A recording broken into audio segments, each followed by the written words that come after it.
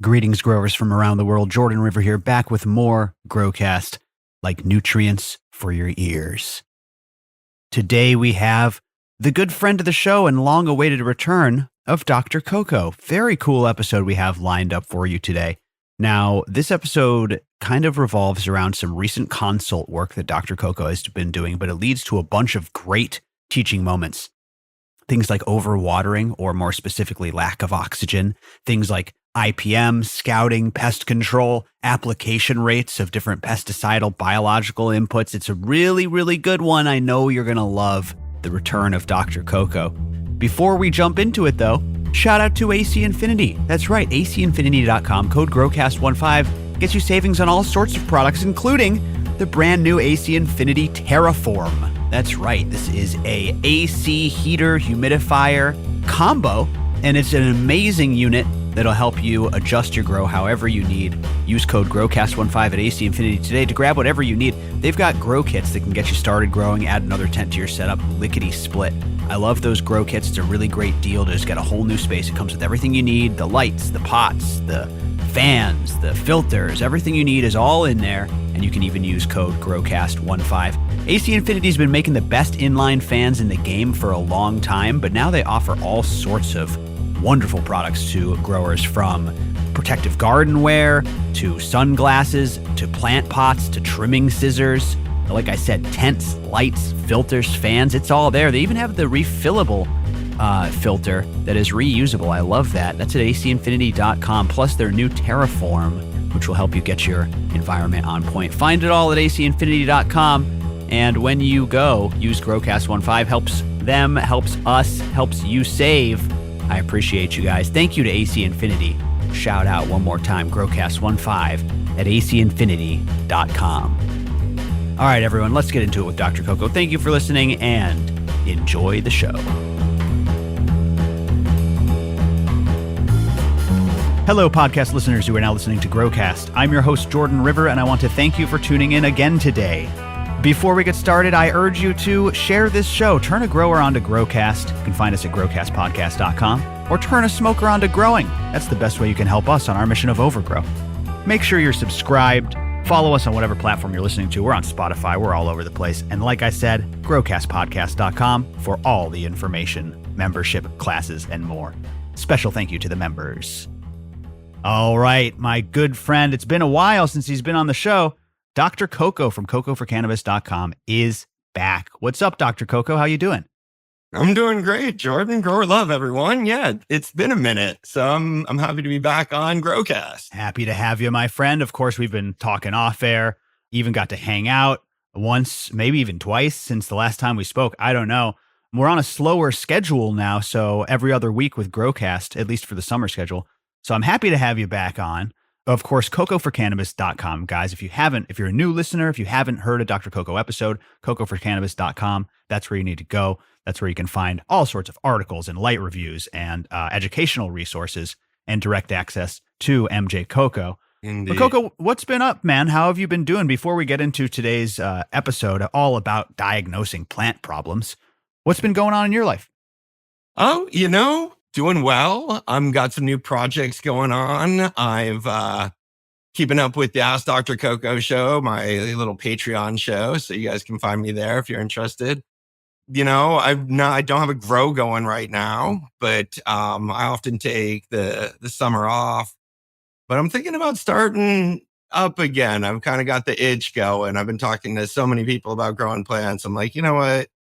I need to get some plants growing. I am pretty happy with my last harvest, but had one plant go herm on me, and I'm finding a few seeds here and there. I never saw it herm, but I'm finding the seeds. So I'm a little bit disappointed in that.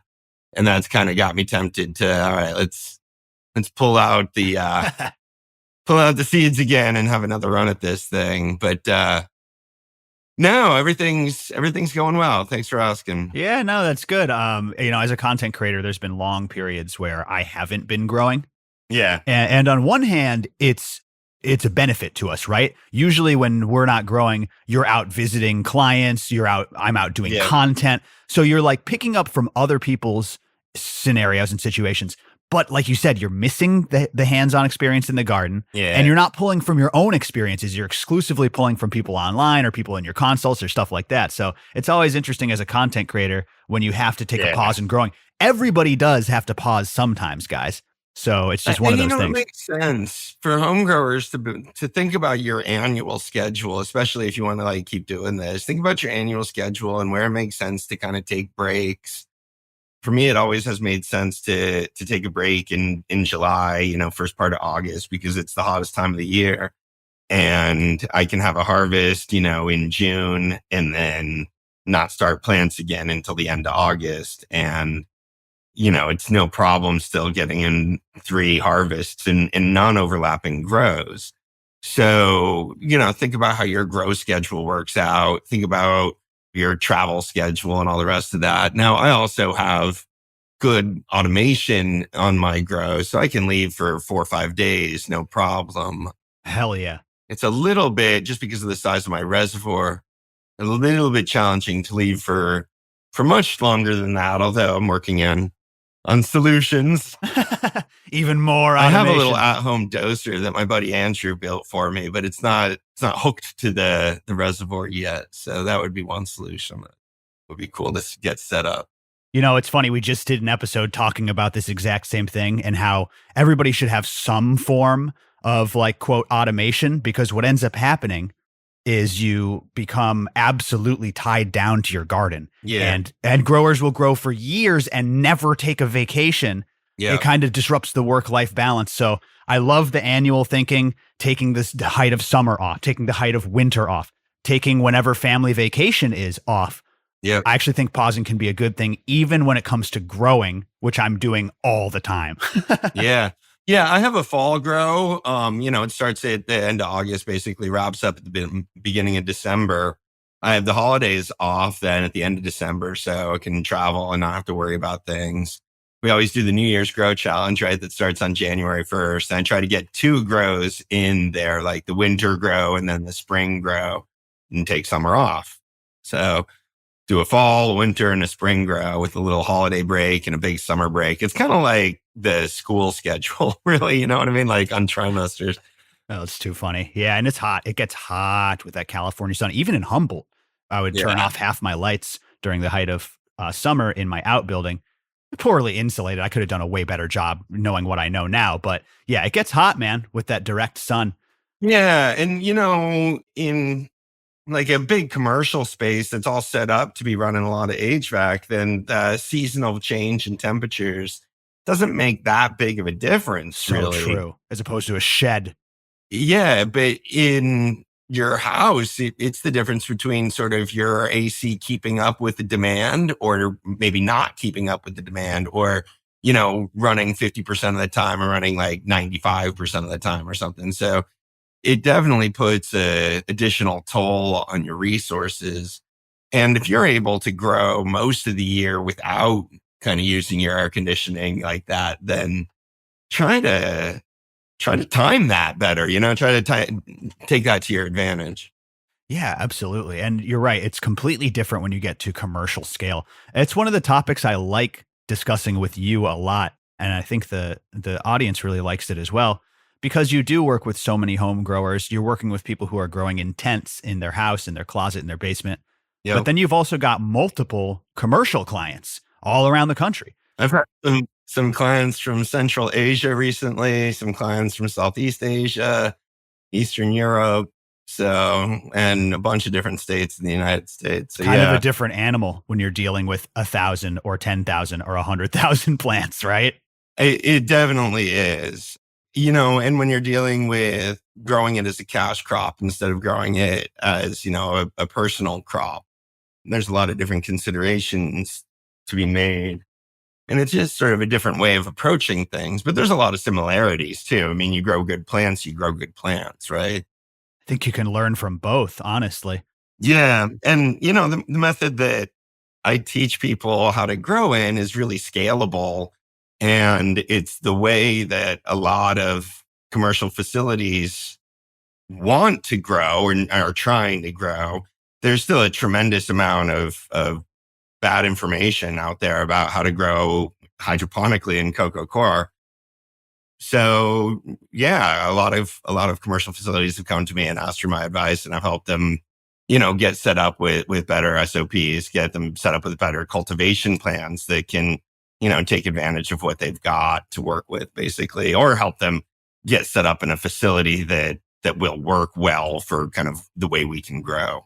So I actually have a follow-up question to that, and then we're going to get into our topic for today, which is really just a long-term story about you helping diagnose problems Yeah. and dealing with misdiagnoses. That's really what I want to focus on today, because when you're trying to diagnose plant problems, it can be challenging, even in Yeah. person, let alone over the phone.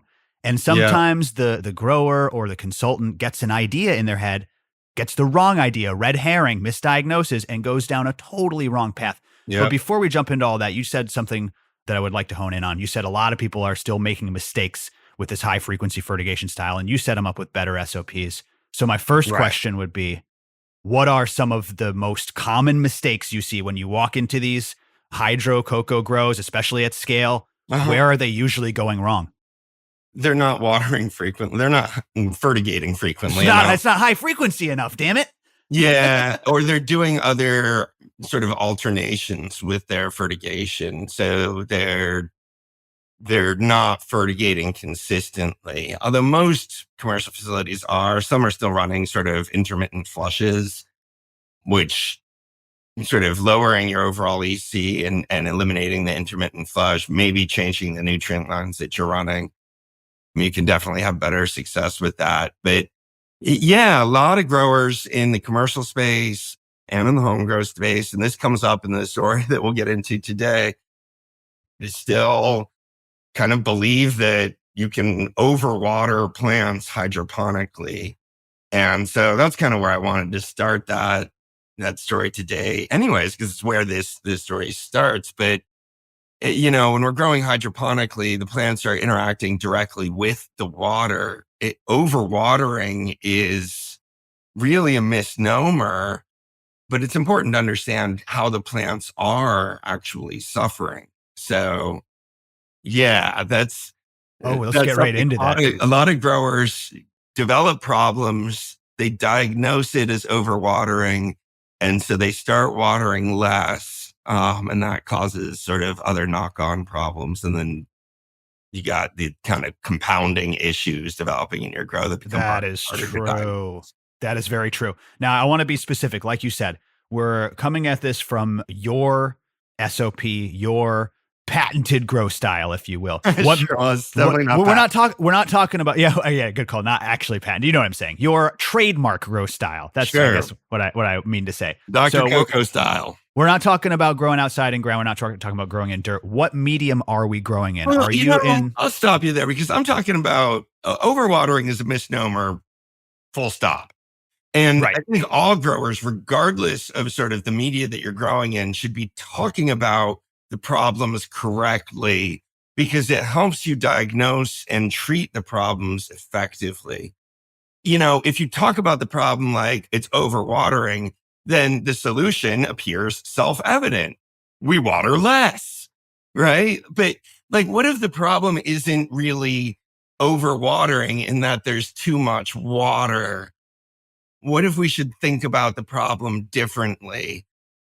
Because overwatering, like too much water, isn't an actual plant problem. Right.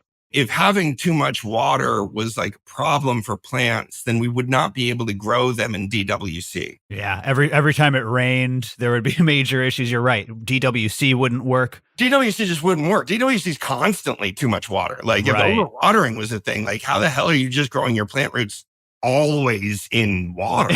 Is it kind of like if someone fell into a pond and drowned and the coroner came or the homicide investigator came and he was like, damn, he overwatered himself? It's like, no, he suffocated. He drowned. Yeah. Is that kind of what you're saying? Suffocation. No, he died from too much water. Cause of death, too much water. Exactly. But if he had been, floating on his back, it wouldn't have been too much water, even though it was exactly the same amount of water. Yes, exactly. Right. So it's not the amount of water. It's sort of the way that you're interacting with the water, or in this case, whether or not you can get oxygen. It's about the availability of oxygen. It's not the availability or the overabundance of water. And that's true whether you're growing in peat, whether you're growing in dirt, whether you're growing in cocoa, whether Sure. you're growing in DWC. In DWC, if the air pumps stop working, it becomes an emergency immediately, Right. right? Because you now don't have good water. The amount of water hasn't changed, but the quality of the water has changed. And that's an important lesson for growers in other hydroponic medias like Coco Core, which is it's not the amount of water the plant's interacting with. It's the quality of the water that the plant's interacting with. And when the plant gets sort of drowned, right? And drowning both for humans and plant roots means that you're not getting enough oxygen. Wow. Then the plant suffers and it starts to wilt and it presents these classic symptoms that we know of as quote unquote overwatering. Yeah. But, tell that to a DWC grower. It's like overwatering. It's like, dude, I'm in DWC. How do you mean overwatering? Who can still have the same problem. Like you said, if his pump goes out, he's facing the Yeah, same exactly. suffocation. His problem isn't that he's overwatering. His problem is that his pump's gone out.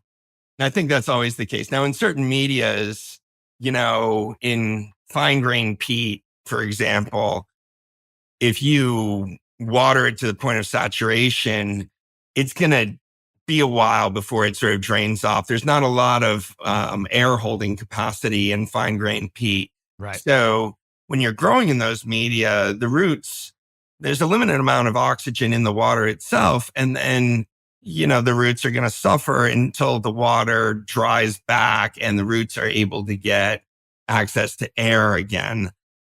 And so if you're watering too frequently, you're in effect robbing the roots of oxygen in a media like that. The reason we grow in cocoa, literally one of the reasons that cocoa is sort of the hydroponic miracle media that it is, and it's taken over a lot of sort of container cultivation, is because it's able to hold on to more air. And we sort of water it in such a way under high frequency fertigation that the plants are able to get most of the oxygen directly out of the water. But it's incumbent upon us, just like it's incumbent upon DWC growers, to give well oxygenated water to the plants. Interesting. So is that part of your grow strategy? If you're in cocoa, do you always recommend oxygenating? Do you recommend oxygenating the water if you can in any scenario for that? Yeah, well, it's basically just aerating the water. So yes, if you're hand watering, you want to shake up your jug before, putting it in your container. Does that really get as much oxygen in there as, say, an air stone? Yeah, air stones. I actually am not a huge fan of air stones. We can talk about different ways to do this in a res. Air stones heat up the water, which is antagonistic to oxygenating the water. They get funky too. Well, that's because they're heating up the water. Yeah. And they grow bacteria. Absolutely. And they're hard to clean.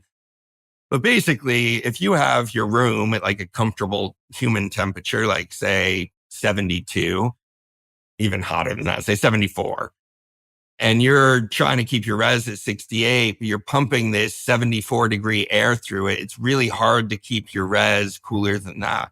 And there's an important threshold there, right at about 70 degrees Fahrenheit, where above that, water doesn't have enough oxygen for plants. Wow. Below that, it does, or it can. It has the potential to have enough. If you're watering with water that's above 70 degrees Fahrenheit, you're not going to be able to depend on the dissolved oxygen in the water to satisfy your roots. And the roots will have to get oxygen from air itself, not just from dissolved oxygen in the water. But if you can keep your water below 70, and we say, 68 degrees Fahrenheit is kind of ideal, you can hold a lot of oxygen in water that's 68 degrees Fahrenheit, but it's hard to keep water 68 degrees Fahrenheit when you're using an air stone because you're pumping air that's warmer than that through the water. It's actually a really effective way to warm up the water. Oh man, that's a really good point though. I mean, I knew that like people used chillers for a reason and why people oxygenated their water, but I never put those two things together, which is the heat is repelling the oxygen, it's gassing off the oxygen when the water gets higher. That is a very good point. Yeah, it just can't hold as much as it gets warmer. It's sort of the opposite of like relative humidity and humidity in the air. As it gets warmer, the air can hold more and more humidity, Right. more and more moisture. And as it gets colder, it can hold less and less. But in water, it's sort of the opposite of that. As water gets warmer, it cannot hold dissolved oxygen well. Dissolved oxygen just comes out of solution in warm water. Wow. And in colder water, it stays in solution. So keeping the water temperature low keeps the dissolved oxygen potential high. You have to keep it aerated too. And that forces out sort of the anaerobic bacteria. What happens in reservoirs is the anaerobic bacteria colonize in these sort of anaerobic conditions and start making your reservoir smelly and nasty. If you can actually keep it, 65 to 68 degrees Fahrenheit, then you can go a long time between tank cleanouts. Makes so much sense, man. And keep that oxygen high, the high oxygen environment instead of the low oxygen environment, like you said, Yeah. for the anaerobic bacteria. That's crazy. Now, but airstone aside, right? Like I used to see growers make these really cool PVC rings that sit at the bottom and you pump air into it. I'm surprised that you're saying that shaking your jug of water can introduce oxygen like those types of things can. For In a my hand mind, watering application. Yeah, absolutely. wow. All right, dude. That's dope. It doesn't need to be sort of a continuous thing. So if you are using an air stone, you don't need to continuously run your air stone either. You can put it on a timer. And, instead of an air stone, when you're running a res, I recommend using a stirring pump. So just the simplest way to do this is like get a 60 or an 80 gallon per hour pump, submersible pump, put a little, tube on it that's just high enough to get it above sort of your highest water line in the res, and run it for, 5 minutes before each fertigation event, just to pick the water up and let it splash back down. Right. That splashing action, make sure there's some splashing involved. It's not just sort of like pumping it all submerged, but the splashing creates water droplets that pick up air sort of in the opposite way that, when you shake the jug, you're introducing bubbles into the water and that oxygenates the water. When you splash the water, what you're doing is really introducing droplets of water into the air that pick up oxygen, then fall back into the water. And it's a really effective way to oxygenate, and it doesn't heat up the water as much. It has the added benefit of sort of stirring the solution and knocking up any sediment that air stones sort of don't do. So I prefer to do this stirring pump method. But with either method, you only have to do it for a few minutes before each event. You don't need to have those pumps running continuously. Oh my God, dude. That's great information. Really, really like clearly putting stuff together in my head. Never really connected the dots before. Okay, but this O2 thing leads right into your story, right? Well, yeah, we're actually already. So let's back up a second. So I'm working with this client, and I've worked with them in the past, but I hadn't been working with them for a while. They had another grower come in who saw things a little bit differently than me. And oh no, this is how it always goes. Yeah, they went off on their own path for a while. I mean, they had a lot of successes. They had some challenges as well as most. And then like the prodigal son, they return to Dr. Coco with a problem, I assume, right? Hey, we've got a problem that we can't have this other guy fix, sort of thing. Yeah, well, they ended up sort of going in a different direction and deciding that, maybe I could help them get things, back on track that I had sort of originally envisioned this grow going. So I was really happy to get back involved. And a few months ago, and, one of the big challenges that they had been having was just getting enough clones on a consistent basis. So they weren't able to keep the rooms loaded on a consistent basis. And when they could load a room, they were following the original SOPs that I had laid out, and they were growing great plants and harvesting great flower, and, were finding a good groove in their market. But it was just a challenge to get enough clones and to sort of stay in production. So, it started there and started really like in the mom room. So I was out there a few months ago, 3-4 months ago, went out, did a site visit and started in the mom room. Like, okay, we're not able to get clones often enough. I mean, we have to work on the cloning issues and really sort of diagnose the cloning issues themselves. But good clones start from good moms, and they had sort of issues with moms. So they hadn't been on high frequency fertigation with the moms. They had so many issues that they had like reverted to hand watering, and they were just hand watering in their mom room once or twice a day. They were watering based on sort of another kind of idea about watering, as opposed to, watering until runoff. And, they had some moms there that were like oak trees. And I'm not exaggerating when I'm saying like 4 or 5 inches in diameter on the main stalks. Yeah. Grown in these big 10-gallon pots, just massive sort of stalks, and weren't super well trained. So they were kind of really bushy on the top, way too dense really to take effective clones, and struggling with various pest issues. Sort of to an uninitiated home grower that doesn't normally deal with pest issues, it would be horrifying pest issues. But like in a commercial grow like this, you get kind of used to a lot of these things, maybe too used to them, and to be honest, because they had become a little bit immune to dealing with the pests, and they weren't bothering them as much as they bothered me sort of when I first walked in there. So we started talking about raising new moms and how to train the moms and get the moms back on, the dripper system and do high frequency fertigation with the new moms. And I was really focused on, how to train them out so they don't get so dense like that, and they'll create better structures to take clones from. In the meantime, those old kind of dense, infected moms, I recommended culling them. So they did that, those changes. They changed the fertigation. They went back to high frequency fertigation. They started growing a whole set of new moms and kind of following the plans they laid down about how to train them. And they laid trellis nets, and they started really trying to train the moms out vertically or horizontally. And they got rid of the old big plants and did some treatments for some pests. And, I thought, okay, we're going the right way. I came home. I thought like, all right, we're going to get these new crop of moms going. They're going to follow my protocol. We're going to have good moms. And, I'm going to lead them back to success here. And a couple weeks later, all the moms are suddenly getting much worse. Oh, God. Oh, yeah. Don't you love that? Oh, it makes your heart sink.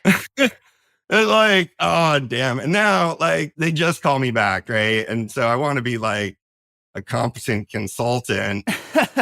I recommend all these changes, and everything gets worse. And now everything is not just worse, it's like suddenly worse, and pretty clearly worse in relationship to changes that kind of I recommended. No. You know what I mean? You know what I mean? I do know what you mean. Yeah. And I mean, I agree. Like the plants look worse. And I'm kind of like, damn. What's going on here? Now, one of the reasons that they had stopped using the drip system in the mom room was because, well, they had previous issues, and we had sort of already run down this rabbit hole. So I had already some experience. We thought it was the water temperature. That the water was heating up too much between the batch tank, which is held over in their fertigation room, and then it's pumped over to the mom room every time there's an event. But like that line from the fertigation to the mom room is pretty long, and it's like 1-inch PVC. So there's a lot of water in there. Heating up in the line. That's something people should keep an eye on, especially if it's in the sun outside. Oh, and the sun outside is terrible. Yeah, it really is. Everybody, regardless of how you're watering, it's best to water with oxygenated water. Your plants will do better if you're watering with oxygenated water, whether you're watering once a week or once an hour. If you're watering once an hour, you have to water with oxygenated water. That's sort of one of the the slide tricks of high frequency fertigation as plants start getting all of their oxygen from the water, just like DWC, but we have to keep giving them oxygenated water in that case. Anyways, they had already measured. And so that was kind of in the back of my head, because I'm looking at these plants and the client's telling me, he's like, we think they're overwatered. We had this other guy come in here and he said they're overwatered. You know, our marketing guy who has a lot of experience, he thinks they're overwatered. And of course, increasing the frequency of fertigation and the amount we're watering is like one of the things that I changed. And this gets us to like the whole story at the beginning, that overwatering is not overwatering. It's not about too much water. So it's tough, man, to keep your clients sometimes on the line when you come in, you make a bunch of changes, everything turns south. Oh, no. And now everybody that he's talking to is saying the same thing. Everybody is saying it's overwatering, it's overwatering, it's overwatering, it's overwatering. Me, I'm the guy that came in and screwed up. I'm like, no, it's not overwatering. You got to trust me. High frequency fertigation. Yeah, you got to trust me. It's not overwatering. Like, please don't lose faith yet. Like, don't lose faith yet. But I got to admit, like, it looked like what everybody calls overwatering, right? So the plant looked droopy and sad and, you know, like it had been watered too much in a media, like if you had a house plant that had been watered too much. Man, that's the thing though. Droop can be deceiving, and people say overwatering because a lot of people do water too often in different medias and get that droop. Squeeze the oxygen out. If your room is too cold, you're going to get a very similar droop to that. If your plant's being attacked by pests, specifically root-borne pests, I've seen plants get droopy just like that. Even from things like deficiencies where I know my plant hasn't been getting the nutrients that it needs, it doesn't get as bad as the overwatering droop, but it'll start to droop. So I think the droop is actually misleading for a lot. Underwatering can cause your plant to droop. So, absolutely. Drought can cause your plant to droop. Now, let me just comment there. Underwatering is a real thing. Underwatering means plant doesn't have enough water. The solution to underwatering is give your plant more water. And that's exactly how language should be used to sort of accurately convey good information. Overwatering is not the real problem. The real problem is you're creating hypoxic conditions in the root zone, which means there's not enough oxygen in the root zone. You need to grow in such a way to not create hypoxic conditions in the root zone. Now, here's something radical for all the sort of soil-based growers. If you are suffering from so-called overwatering, one solution is to drench with super oxygenated water. Ooh, damn. Now, am I going to do that? My plants are going to get worse, like the consults? I'm just joking. Yeah. But that makes sense. That's not how I usually grow in any event. But the reality is the water that your plant's interacting with, if it has enough oxygen in it, then that's not an issue. The issue is you're dealing with this stale old water. So when the client's coming to me with overwatering, a plant looks like that, right? And I'm like, it's not overwatering. Overwatering isn't a thing. Right, I'm like, you probably sounded crazy though, Coco. You realize that, like, you and I are deep into it, so these things make sense. Yeah. But you're walking up to the guy that owns the facility, and you're like, "Overwatering's not real." Overwatering is not real. Everybody else is saying not only is it real, it's the problem. And this guy that's giving you advice, this sounds like wacko, right? So I credit to my client for sort of like sticking with me through this step. Everybody on that's listening and is like, wow, this is nuts. So yeah, I'm like, no, overwatering is not a thing, but I agree that it looked like what people call overwatering. So I dove down this, hypoxia answer. I'm like, it's not too much water. It's lack of oxygen. We already know about the water kind of heating up in the lines. And that's what I'm thinking is the issue. So we get a plumber involved and we get my engineer buddy, the same one that built me that doser, gets involved to engineer sort of a solution so that the water doesn't sit and get stagnant and heat up in between fertigation events. So between us, we developed a really cool solution, actually, that worked primarily with their existing plumbing to basically suck the water back out of the lines at the end of each event, back into the batch tank where it could be kept at temperature. And then, fed out to the room every time. So it would be kind of fresh water straight from the batch tank that's feeding the plants. Because when you think about it, when we're doing high frequency fertigation, and the reason that this was an issue, we thought, in the mom room, and it's not an issue in the flower rooms, is because the flower rooms are bigger. The flower rooms have more plants, and each fertigation event in the flower room uses like 30 gallons of water. Each fertigation event in the mom room uses like 2 gallons of water. So it was pushing it out more, flushing it out more. You thought that's why you weren't. Yeah, it was clearing out the lines probably in the first 5 gallons of water. And then the rest of the water's good, right? And that was enough good water to keep all the plants happy. Supposedly. But if that's true, then this solution you implemented should have fixed the plants fully, right? Right. So we're hopeful of that, right? And we make that change, but that was all done kind of remote to me, and getting that set up again. Meanwhile, like, we were deep down that, and I'm kind of thinking that that's the problem. Meanwhile, we decided, okay, I should go back out there, and, I'm going to have the opportunity to be out there. So just at the beginning of June, I go back out to do another visit, and the moms are still looking kind of bleak. The water had been improved, but the temperature issue hadn't sort of fully resolved itself.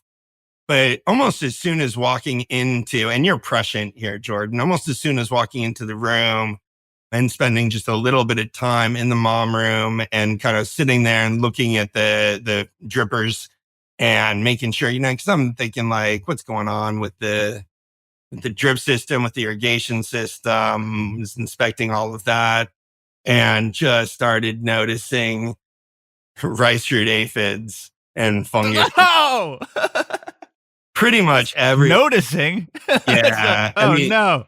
It was pretty bad. And so now, it was bad. The guys there were saying, like, oh, but we've always had some of those. And that's what I was saying. Man, like, they probably didn't really even notice the difference. They probably had fungus gnats for a long time and then got the rice root aphids and didn't realize that those are two totally different animals, sort of thing. Perhaps, but I think they had root aphids before. I think that they never sort of, I think the previous grower felt that there was some level of pest infestation was just going to happen, and they grew kind of accustomed. Oof. Yeah. So didn't kind of treat it as a full-on emergency when they get little infestations, and, kind of treat it as it cropped up. But I think it almost became kind of endemic, some of these infestations. But the rice root aphids were pretty bad. You could see them gathering on sort of the nodes where the branches connect to the main stem and on the plant itself. You saw fungus gnats and aphids sort of bouncing around. We hanging out. One mom and cut open the root ball, and there were fungus gnats, at least fungus gnats, all the way sort of through into the middle of the root ball. So now I'm thinking, not only is this not overwatering, but it's not even hypoxia. I think we've been sort of barking down the wrong hole with the water temperature and thinking about the oxygen levels. And to be honest with you, that's probably fine. Well, the changes that we made, no doubt, helped. But I don't think that that's where the problem really lies at this point. Ain't any amount of oxygen going to help that root aphid infestation. And I think that's where I want people to really drill down and remember in this episode. You said you were barking down the wrong hole, right? Barking up the wrong tree. That is what you have to keep in mind, is that is a possibility. When you're dealing with stuff in your grow, you literally have to keep the forefront of your mind that you could be completely on the wrong path. It's like the homicide detective we mentioned earlier. You can't just stick with your first hunch. You have to keep your mind open to other possibilities. And they didn't even tell you that, dude. You were remote, so you couldn't see. Think it was an issue because they saw, we've got some fungus gnats. Okay, I got you. Aphids, but that's, not any more than there's ever been. I don't think that's the issue. I mean, that's sort of the story that I'm getting.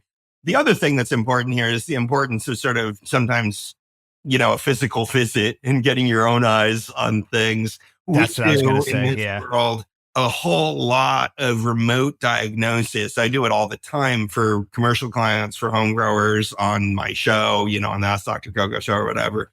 But this was one of those experiences where pretty much as soon as I got there, like reality started to shift and I could see things differently that weren't obvious in any photos, that weren't obvious in the way that the issues were being described to me, because it looked different to them. They had a sort of a different experience with it. So just they were focused on other aspects of things than I was.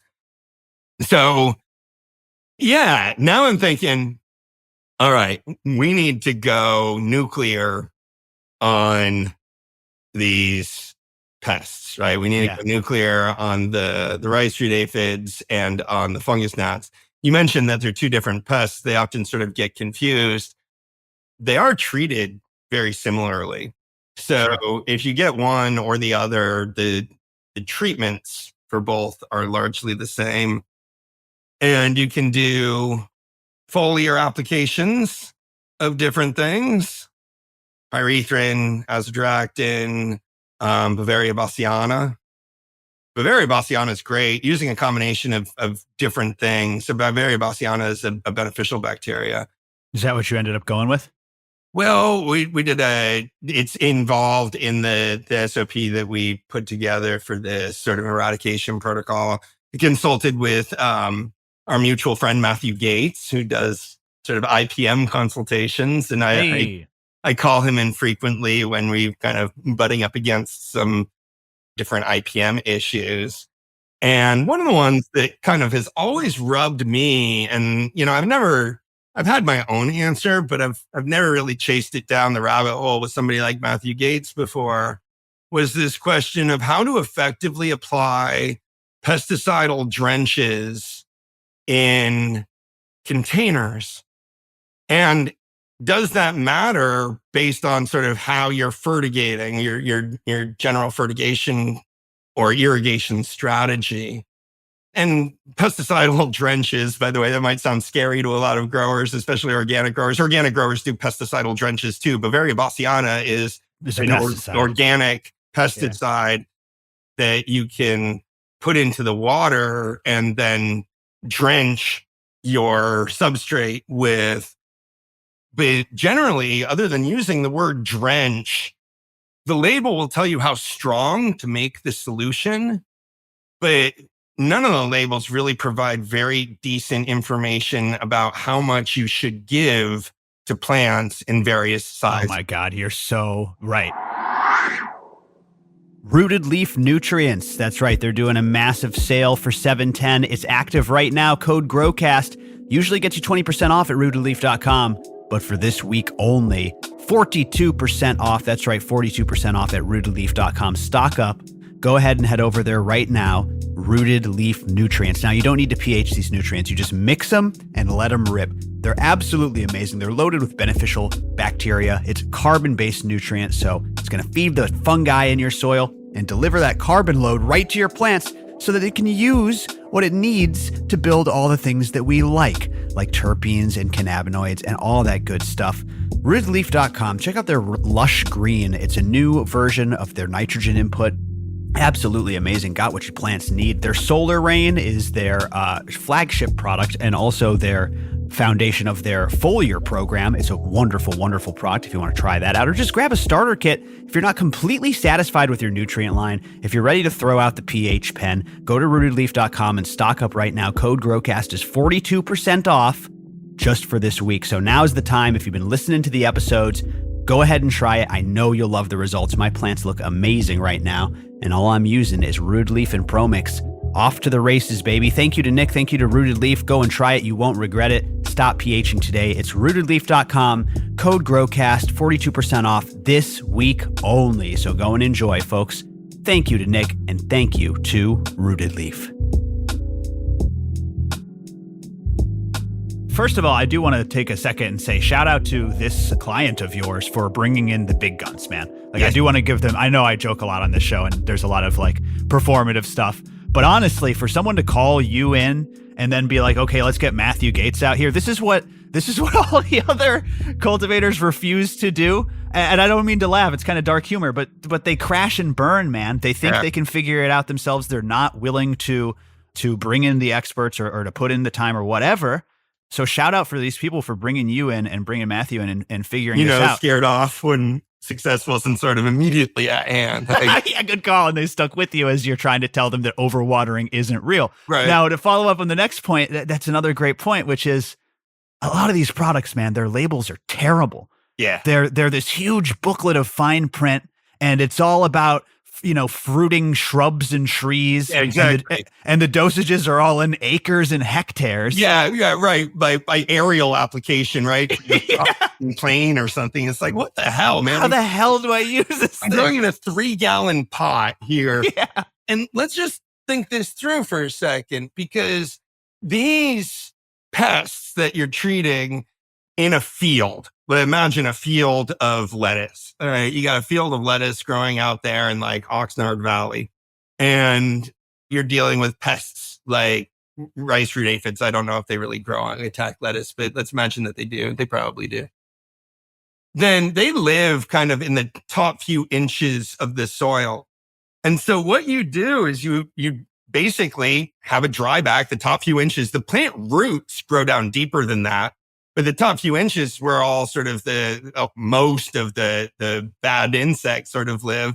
And that area dries out. You come through with your insecticidal drench and it goes right through those top few inches, wipes out the pest population, and you resume sort of normal irrigation. In a container, the pests can sort of occupy the full volume of the container.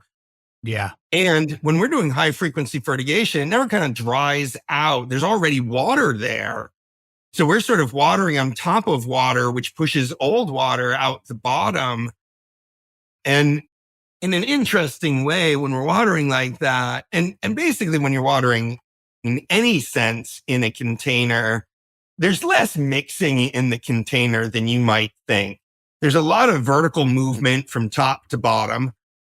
Water generally leaves the container from the bottom, either because that's where the most of the roots end up, move sort of vertically from top to bottom, but it stays stratified. It doesn't sort of mix. So if you change water, you'll get distinct strata sort of moving through the layers. But how big should that insecticidal layer be? Like, how should you let the media dry back first and then water through this stuff? Can you mix it in with the regular fertigation solution if you're watering that way? Like, all of these interesting questions. So it's an interesting opportunity to feed through that. I will say we ended up doing azadirachtin drenches and Bavaria bassiana drenches as part of our SOPs. And with both of them, cutting consultation with Matthew, we worked out that the dosing quantity I ended up recommending is 1 pint per gallon of media. 1 pint of mixed pesticide of Bavaria bassiana. Of the solution, the pest solution. Yeah. If you're in a 1 gallon pot, just 1 pint is going to be your drench. And if you're in a 3 gallon pot, then 3 pints is going to be your drench. Welcome to the root bar. Here's your pint. It's more than a typical event, but yeah. Okay, I like that. In my head, that makes sense. You need that full drench. Like you said, it's not like working outside where it's like soil layers. They really like to get around in these indoor grows. They essentially find their way into the Garden of Eden, right? Like this is like a dream scenario. And we cut the root ball open right down the middle, right in the middle of the thing. And there were pests, there were insects, bugs crawling out of everywhere in the middle. So it's not like the bugs are only around the edges or whatever. You only need to treat the top inch of your pot or whatever. In a pot, you need to kind of treat the whole thing. And we did an alternating, so also a foliar application and alternated that one treatment every day. I believe they're still doing one treatment every day. That's like 20 days later. That's good stuff, man. The rice root aphid infestation is a nasty one. That's one I've experienced personally back when I did have a little bit of a larger grow back in Humboldt County in those days. And I'll tell you, I brought it up for the droop for a reason. I'll never forget. Before I discovered them and I saw that there was damage to my plants, I kept going, did I water these wrong? Did I leave these to dry an extra day or water them an extra day too soon? Like they look awful droopy. Yeah. And then next thing you know, there was stuff flying. And for me, the telltale giveaway. You in for a consult on this. You might have been able to get to the bottom of it a little bit sooner. But we were, with the sort of everybody coming at me with overwatering.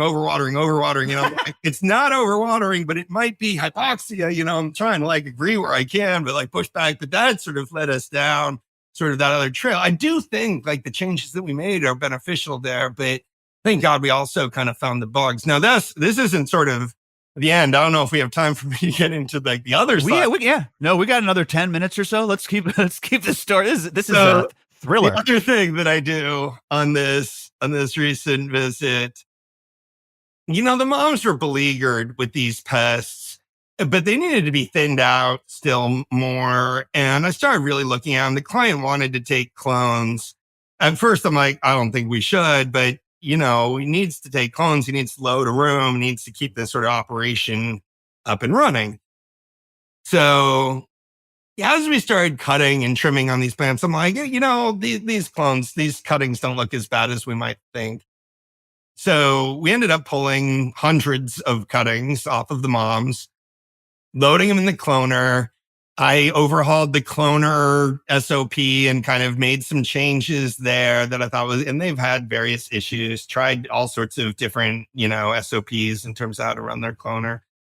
And so I recommended some things there, got all these, and I personally cut hundreds of these cuttings, and prepared them. And it did a lot of that process, loaded the cloners, and oftentimes they had been having this issue where the next day, all the plants looked like they were dying, but the next day, all the cuttings looked good and they were still coming up strong. And the day after that, they looked good. And the day after that, I left. So, they were still looking good when I took off. We also, while I was there, popped some seeds so they could start growing some new moms, right? And they have sort of the registered seeds in their metric database that they have to use. So we went through their whole sort of little inventory and picked out a bunch of plants, and they're going to grow multiple seeds from each variety to, do a little mini pheno hunt and be able to select the best one from each. So we ended up just popping 30 seeds, and this is basically looking for 4 new moms. Try to pop 30 seeds, and they were all transferred. We just scuffed, soaked, and put them into Jiffy pellets. And they were all in Jiffy pellets when I left. So I'm hoping all right, I think we got a handle on this, right? I come home, I'm thinking we're going to eradicate the pests that are killing the moms. The moms are going to kind of come around. I was feeling good about the clones that we cut anyways, and that we were able to load the cloners, and they're going to be able to load the room as soon as those clones root. And we got some new genetics coming up in the seeds and everything. And I'm thinking good about this trip and everything, right? Jeez. The moms started turning around, which was good. But then all the cuttings started to fail. No. Okay. And 5, 6, 7 days later, they've got now 4 of the seeds have sprouted out of 30, a week in. It finally ended up with 8 out of 30 germinating. All of the clones died. Wow. And all the clones ended up getting this slimy stuff on them. What do you attribute that to? The damage they had suffered from the mom plant, or something that happened after taking cuts? I mean, this is my competence is solidly on the line, right? My ability to sort of manage this and high stakes stuff, there. Dude. And you're in it, Coco. You're in it, man. Other issues, right? And they've always had these kind of issues with the cloner, but the fact that they had the same issue with the seed actually was helpful. At first I didn't know how these were connected, But whenever I have issues germinating seeds as a last ditch, because sometimes seeds just don't germinate for whatever reason, right? Sure. One of the reasons is that the seed casing may have dried out too much and not been able to get re-imbibed, and it just won't physically break open. And in that case, what you can do is break it open yourself. And if you can crack the seed without injuring the germplasm, then you can grow the little plant out. They actually make a little device called the seed cracker. Oh, you're blowing my mind. Is that thing still around? It just came up on Growcast TV. The seed cracker, bro. I remember the seed cracker. Yeah. So I wouldn't recommend it as sort of like a part of your standard operating procedure. But if you have a seed that doesn't crack after 5, 6, 7 days, I do recommend it sort of as a last ditch effort. Wow. In my case, in my experience, you're more likely to kill the seed than to actually successfully crack it. But seed's probably going to die anyway. So your odds are improved slightly. I just put it between my thumb and forefinger right along the sort of seam of the seed and apply pressure until it cracks. But you got to stop applying pressure as soon as it cracks so you don't smush what's inside, which is very fragile. So I'm explaining this to my client, and he excavates one of the seeds and tries pushing it between his thumb and forefinger, and it just smushes. It just smushes. All right. And I'm like, oh, that's rot. And that's an infection. And now we look at the clones are developing sort of this slimy substance on the stubs where there should have been roots. And that's also a bacterial infection. I get Matthew Gates back on the line, and he thinks that this is a root inhibiting bacteria that's probably affecting both of them and that we should inoculate against it. So we are going to start inoculating. We're treating sort of the moms in the mom room. We're going to inoculate the cuttings by dipping them in just Root Shield Plus. And we'll inoculate the seeds by soaking them in a solution of Root Shield Plus. And he's confident that that may help sort of treat those issues as well. So yeah, now I'm kind of feeling a little bit better, back on solid ground. At least it's good to have an explanation. And yeah, we'll see. I've had those issues before, and I shared some pictures with you, Jordan. I sent them over. You remember seeing the little picture of the little stunted seedlings next to sort of the larger seedling? Yes, absolutely. Have you ever had plants look like that? I mean, I've seen like runts and stunts for a lot of different reasons. Yeah. But this is drastic. Like this side by side looks.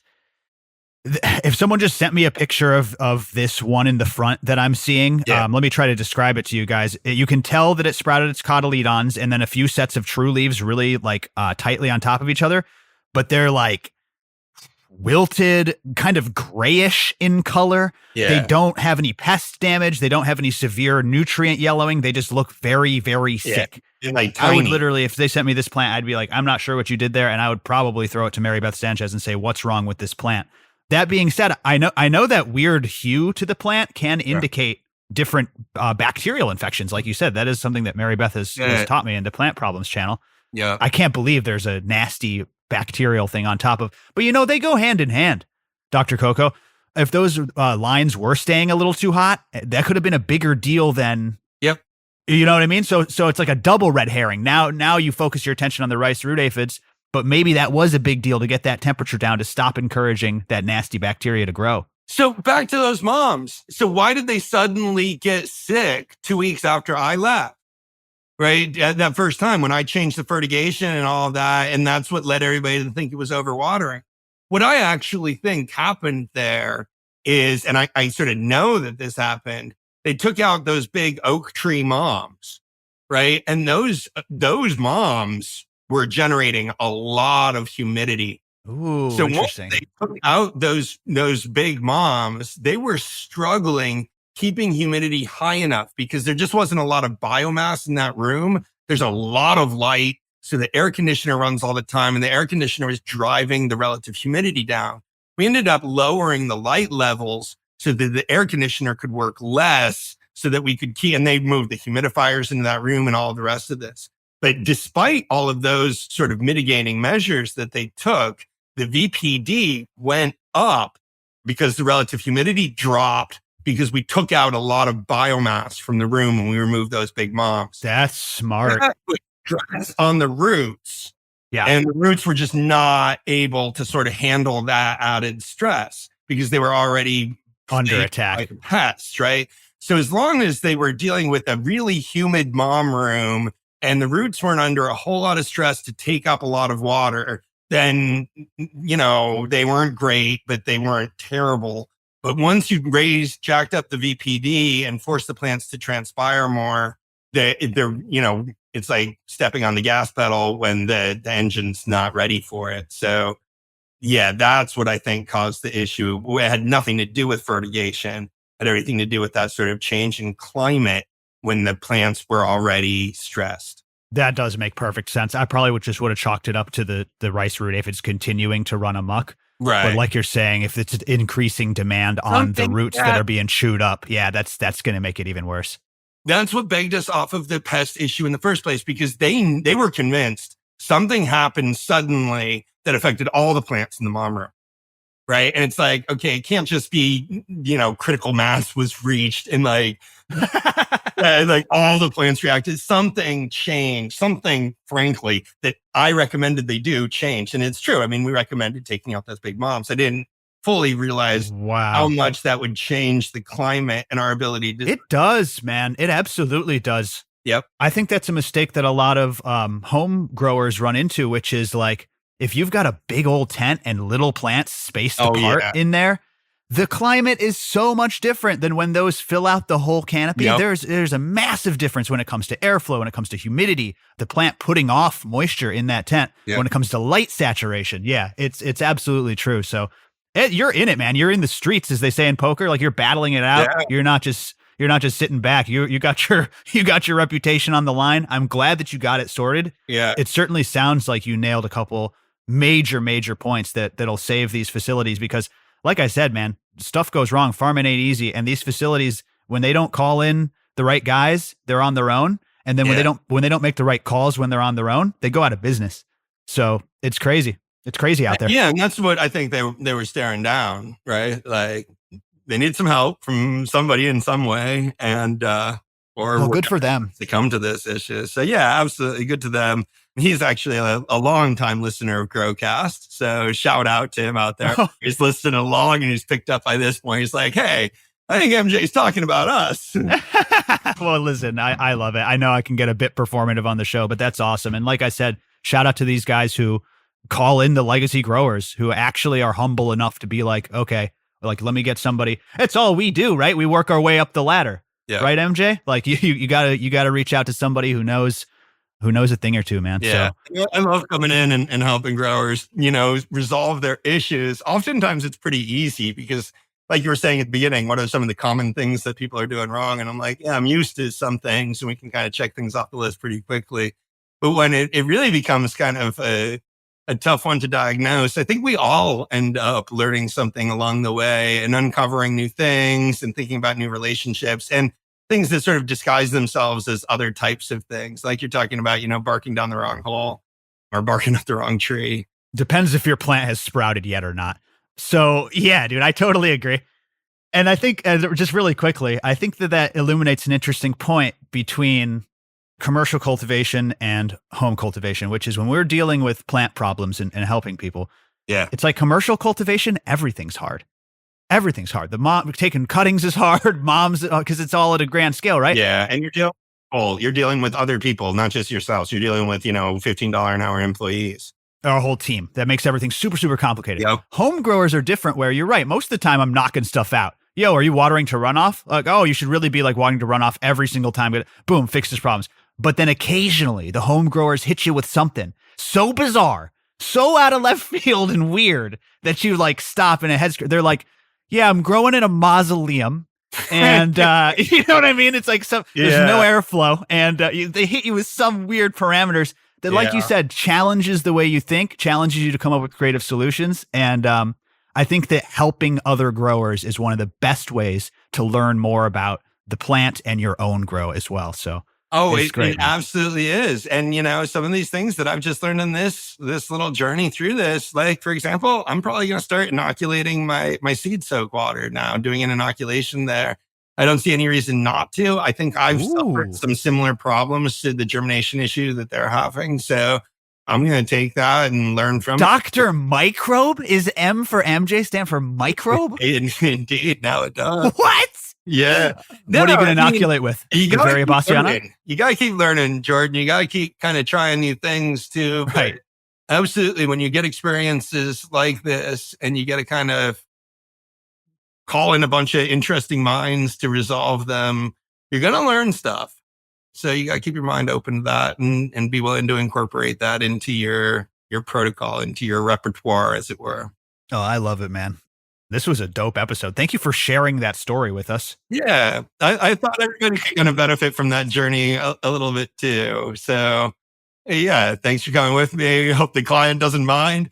I think we kept him anonymous, and all the guys out there. It's a great team. I love working with them all. So I don't want anybody out there to feel like I did them a disservice. They're doing a great job, and my goal is to really help them get things running the way I'm sure we all can get their plants in that facility humming. Yeah, shout out, man. I mean, we have fun on the show, but you guys are doing a great job, and Godspeed out there, Dr. Coco, with all of your work. CocoForCannabis.com. What's the Patreon URL so we can send people there too? I am Dr. MJ Coco on Patreon. So all one word, I think there. Yeah, and check out my YouTube channel, Dr. MJ Coco. You can find me on Instagram that way, and reach out to me through any of those channels if you're interested in working with me on any of these kind of projects. I love it, man. Give him a follow on Instagram at Coco for Cannabis, at Dr. MJ Coco, I believe. Yep. Both on Instagram. And yeah, stay tuned, guys. We got some more Growcast TV. Coco's coming on. We got some stories to tell. Yes, I'll be there next week. Yeah, I'll be there soon. More poker tournaments. Some fun stuff. Indeed, man. You guys playing with some professionals out here. We'll talk about all of it, guys. So thank you so much for tuning in. Thank you again, Dr. Coco. And that's all for today, everybody. GrowcastPodcast.com is the website. Go and check it out. And that's all for now. This is Dr. Coco and Jordan Rivers signing off saying be safe and grow smarter. Bye-bye. Grow love, everyone. All right, everyone. Thank you so much for listening. That's our show. Thank you to Dr. Coco. Make sure to check out membership. It's the greatest community in cannabis cultivation. GrowcastPodcast.com/membership. I'm in there every single day, helping out members, meeting up in real life, working on resources that they get, visual resource PDF guides, special live streams that no one but the members get. Every single week, they get a short form educational video, plus access to me, access to Mary Beth, access to Rich and Wolfman and everybody hanging out in membership. We're waiting for you. Come and jump in. Use the member discounts. You'll save your membership fees back and then some. Things like 35% off SD microbes, 20% off OK Calyx products, special discounts on Rimrock Analytical, Bokashi Earthworks, Rain Science Grow Bags, tons of member discounts that no one else is getting. Save you bucks, and you'll make that membership fee back and then some in no time. So check us out, growcastpodcast.com/membership. That's where you want to be. We're no bull, no drama, no BS, just focusing on the plan, uplifting each other. I hope to see you there, everybody. Thank you so much to all of the members. All right, everyone, that's it for now. Thank you so much. Be careful out there. Be safe out there.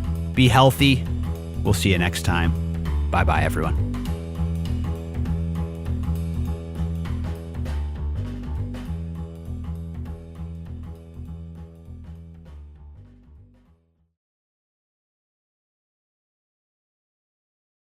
Everybody is saying it's overwatering, it's overwatering, it's overwatering, it's overwatering.